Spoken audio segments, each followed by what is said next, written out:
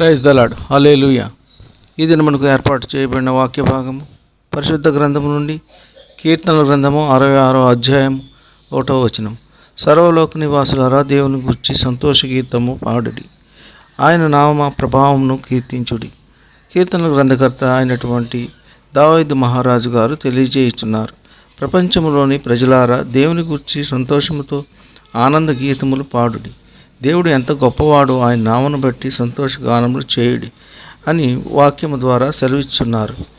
మనకు కలిగిన మేళ్లను బట్టి, మన ధన సంపదలను బట్టి, మరి దేవుడు మనకు దయచేసిన ఆధిక్యతను బట్టి, ఆయన చేసిన మేళ్లను బట్టి ఏ అపాయములు మన దరిచేరకుండా మనల్ని కాపాడి రక్షించినందుకు ఉల్లాసమైన కీర్తనలతో ఆయనను స్తుతించి గణపరిచే వారిగా ఉందాం.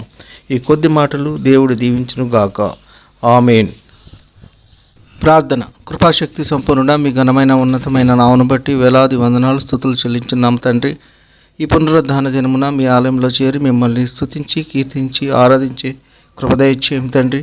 మీరు చేసిన మేళ్లను బట్టి మేము ఉత్సాహ సునాదములతో మీ ఆలయంలో చేరి మిమ్మల్ని గూర్చి కీర్తించే కృపదయచేయం తండ్రి.